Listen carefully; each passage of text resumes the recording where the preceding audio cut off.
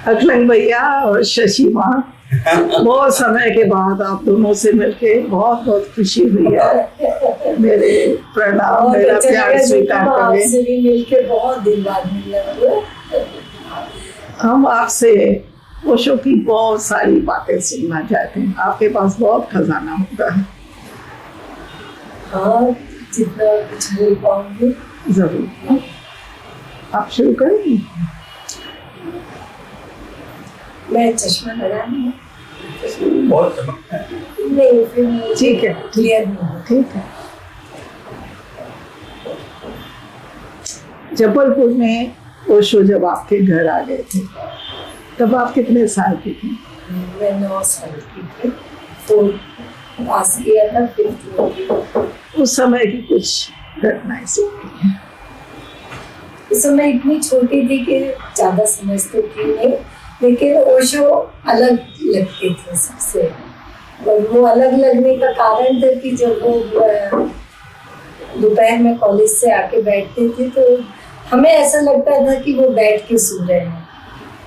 असल में वो उस समय ध्यान करते होते थे, लेकिन हम वो सबको बोलते थे कि हमारे घर जो आए हैं ना वो बैठ के सोते हैं ऐसे कहते। उस समय ओशो पढ़ते थे या प्रोफेसर थे कॉलेज में? नहीं, प्रोफेसर थे। तो उनकी उम्र भी 28-29 साल।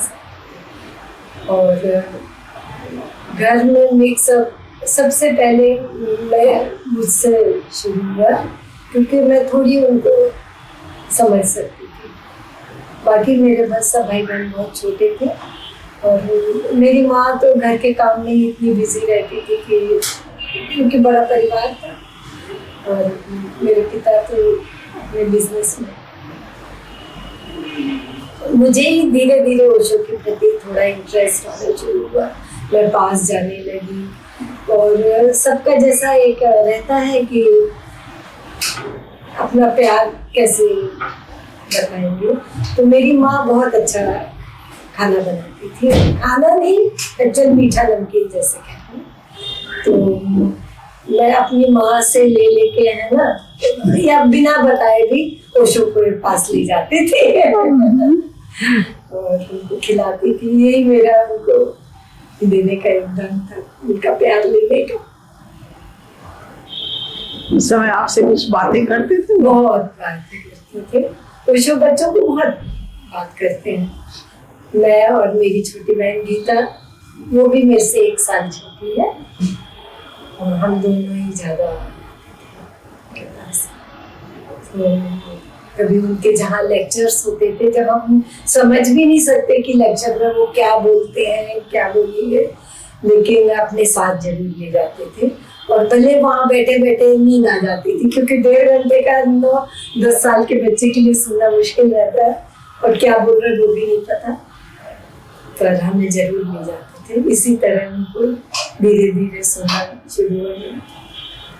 आपको कुछ प्रश्न याद हो जो आपने उस समय किए होंगे एज अ छोटे से बच्चे किए? मैंने उनसे कभी कुछ नहीं पूछा। आपने नहीं पूछा सच? बस, लेकिन हमारा रूठना मनाना बहुत चलता था। मैं बहुत गुस्सा हो जाती थी कभी जैसे वो पढ़ रहे हैं और मैंने बात करी तो वो पढ़ने में उनको डिस्टर्बेंस बिल्कुल नहीं पसंद था ना, पर हमको तो बच्चे थे, हमें नहीं पता कि ये पढ़ना इतना। तो गुस्सा आती थी, नहीं बोलते थे, बोल देते थे अभी जाओ बाद में आना तो मैं गुस्सा हूँ, उनको कैसे बताऊँ ना। तो वो जो किताब पढ़ रहे होते थे उस पे एक चीट लिख के कि मैं गुस्सा हूँ उनकी बुक पे डाल देते थे और जैसे जैसे मैं थोड़ी बड़ी होती गई मैंने उनकी केयर लेना शुरू कर दी, क्योंकि क्रांति जी के साथ रहते थे, वो भी पढ़ाती थी और घर का काम भी उनको रहता था। तो हम थोड़ा फालतू थे उस समय, इतनी पढ़ाई भी नहीं थी, काफी टाइम स्पेयर कर सकते। धीरे धीरे उनकी बुक्स जमाना, उनका बिस्तर लगाना। जैसे उनके पास उस समय एक साइकिल थी तो वो अपनी साइकिल खुद ही साफ करते थे। इतनी उनके रैली साइकिल थी, एकदम चमकती होती थी। पर फिर धीरे धीरे हमने उनकी साइकिल साफ करी, उनका बिस्तर लगाया, बुक्स जमाई। बुक्स में भी उनका बिल्कुल ऐसा रहता था कि जिस तरह वो लगी है उसी सीक्वेंस में होनी चाहिए। बिल्कुल डिस्टर्ब हुई या तिरछी हुई उनको बिल्कुल नहीं पसंद। तो मैं और फिर उन्होंने मेरे को सुबह 4 बजे वॉक के लिए जाती थी बहुत बगीचे में। तो मेरे को बोलते थे कि सुबह मुझे जगा देना, क्योंकि मैं पढ़ने उठती थी। हम लोग कभी भी रात में ज़्यादा नहीं पढ़े, सुबह उठ के पढ़ते थे। तो मैं उठ जाती थी पढ़ने के लिए। फिर मुझे बोलते थे कि 4 बजे या 5 बजे जगा देना।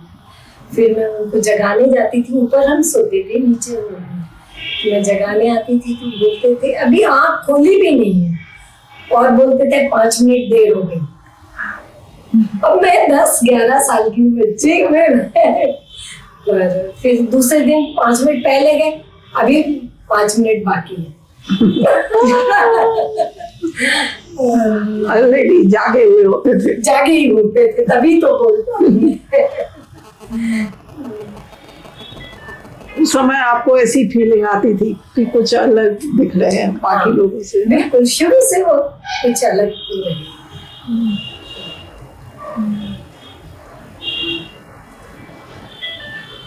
और आपके पिताजी भी उनमें इंटरेस्टेड थे?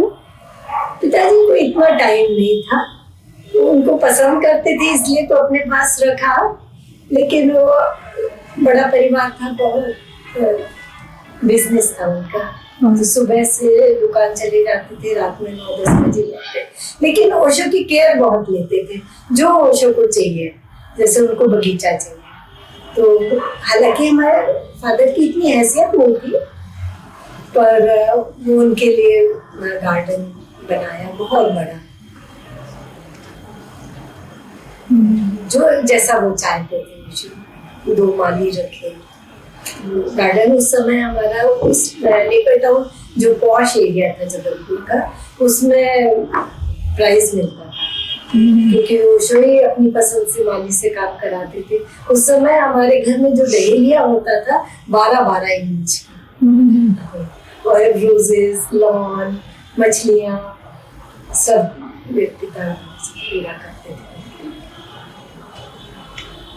बस वो नहीं कर पाए, ज्यादा उनको ओशो को सुनने के लिए टाइम नहीं था। आपके घर पर रेंट पर आके रुके थे ना? शुरू में तो 1-8 महीने शायद रेंट दिया होगा, उसके बाद कभी पिताजी ने रेंट दिया नहीं। 1 महीने 70 रुपए मेरे को याद है। 1 महीने 70 रुपए उन्होंने लिया। फिर कभी रेंट तो कभी लिया नहीं। एक्चुअली उनका इंटरेस्ट ये था कि उनके बच्चों को अच्छे संस्कार मिले, इसलिए उन्होंने, और तो कोई देखने वाला नहीं। और भी विजिटर आते होंगे घर में उस टाइम? घर में बहुत लोग आते थे। फिर ओशो का मन हुआ एक स्विमिंग पूल, क्योंकि उनको नहाने का बहुत स्विमिंग पूल बनाई। तो उतनी जगह थी बंगले में, बहुत बड़ा स्विमिंग पूल बनाने का प्लान था, उसके शुरू भी हो गया था काम।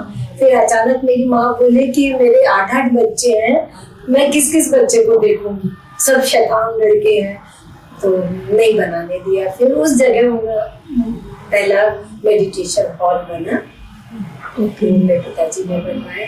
उस समय के हिसाब से बहुत बढ़िया था, पूरा मार्बल के फ्लोर, टीक वुड की पैनलिंग, और बहुत सारी अलमारियां जिसमें ओशो की बुक्स आ सके बनवाई।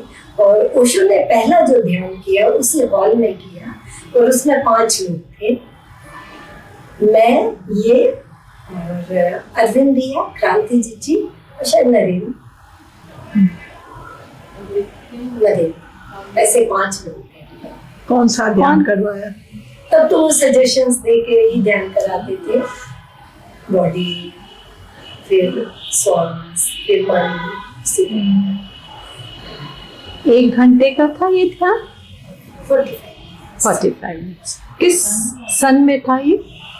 ये 60 नहीं, 64-65। 64-65।